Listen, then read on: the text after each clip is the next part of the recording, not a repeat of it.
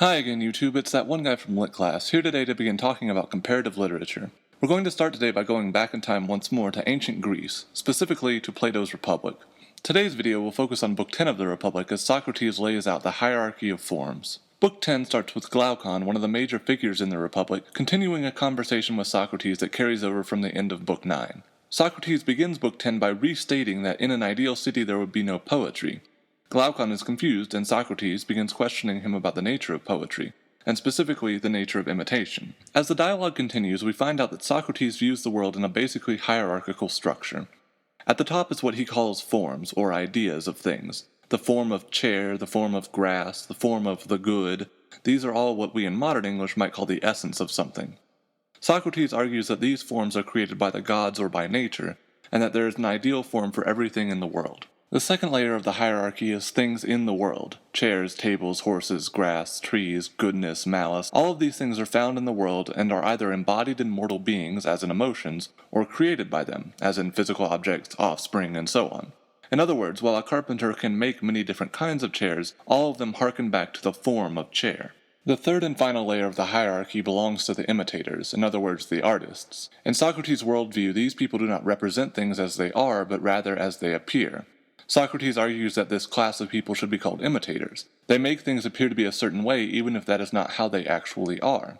To put it in his own words, imitation is surely far from the truth, and, as it seems, it is due to this that it produces everything, because it lays hold of a certain small part of each thing, and that part is itself only a phantom.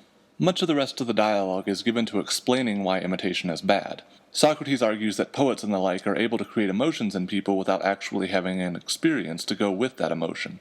A tragic death, for example, provokes sadness in an audience even though the person is a fictional character.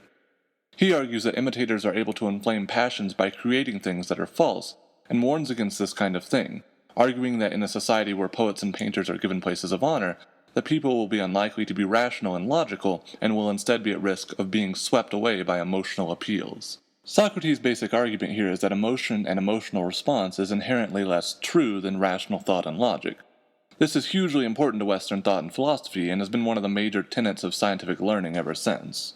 It is worth noting, however, that Socrates' ideas have not completely taken over modern thought, and artists have made some points of their own. Perhaps the most famous example of this is a painting by the surrealist René Magritte. His work, The Treachery of Images, shows a pipe with the French words, "This is not a pipe," written underneath.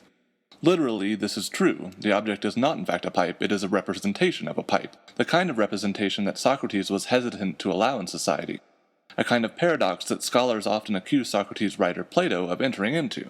Socrates was famously distrustful of writing, as he felt it could be made to mean anything the reader wanted.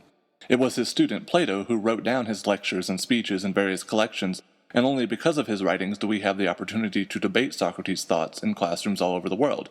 Something Socrates probably would have hated, as he cannot be here in person to defend or explain himself. Indeed, the only communication we have with Socrates is through a series of representations of him. Tune in next time as we discuss the argument for emotion. Leave comments and video responses down below. Cheers!